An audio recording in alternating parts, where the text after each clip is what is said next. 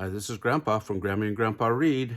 Today we're going to read a fun to read fairy tale. It's called Little Red Riding Hood. A favorite of everybody's, right? All right, here we go. Everyone in the village and woods knew Little Red Riding Hood from the red velvet cloak she always wore. One day, Little Red Riding Hood's mother asked her to take a basket of food to Grandmother, who was very ill. Little Red Riding Hood left at once, promising to stay on the path and go directly to Grandma's. On the way, Little Red Riding Hood met a big furry wolf. "Where are you going, Red Riding Hood?" he asked in a friendly voice. "To Grandma's house. She's ill." "Is it very far?" asked the wolf. "Not very," Red Riding Hood replied. "Which way is it?" "Just through the woods," she told him, pointing the way as she skipped along the path. "Wouldn't poor sick Grandma like a bouquet of wildflowers?" the trickster suggested. "What a good idea," said Red Riding Hood. She left the path to gather an armful of flowers. The crafty wolf ran ahead as quickly as he could to Grandma's cottage, thinking only of the fine lunch these two would make. The wolf knocked on the door with a gentle rap, rap, rap. "Who is it?" called Grandma. "It's Little Red Riding Hood," said the wolf. "Come in," sighed the frail old woman. With a hop and a skip, the wolf threw the door open and gobbled up Grandma in one big bite. Oh no.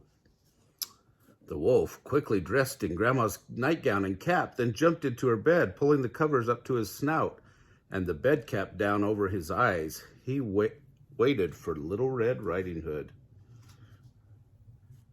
"Granny," called Little Red Riding Hood at last. The door was open, so she tiptoed in so not to wake Grandma if she were asleep.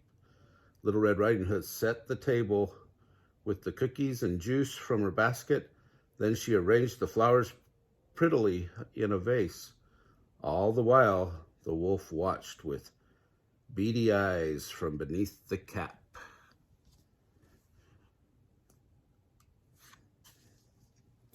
Little Red Riding Hood crept quietly up to Grandma's bed. "Granny, such large eyes you have." "The better to see you with, my sweet," sighed the wolf. "Granny, such big ears you have." "The better to hear you with, my sweet," whispered the wolf. "Granny, such large hands you have." "The better to hold you with, my sweet," spoke the wolf plainly. "Grandmother, such big teeth you have."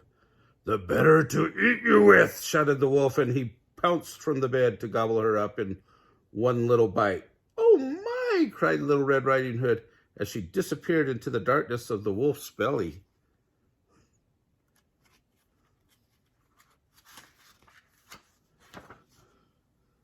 Tired from his meal, the wolf climbed back into Grandma's bed for a nap. A huntsman passing the cottage heard Little Red Riding Hood's cry. He quietly opened the door and saw the sleeping wolf. "At last I've caught you, you old rascal," the huntsman said. Noticing the wolf's bulging stomach and that no one was in the house, the huntsman knew something was wrong. He quickly snipped open the wolf, and out popped Little Red Riding Hood, whose cloak was just as a little bit wrinkled, and a few more snips, and out jumped Grandma, who stretched and complained that it was dark and cramped inside the wolf. They were both happy to be free again. Little Red Riding Hood gathered some stones. The huntsman filled the wolf's stomach with them, and Grandma sewed the beast back up. With a few quick stitches, the weight of the stones killed the wolf before he could wake up and cause more trouble.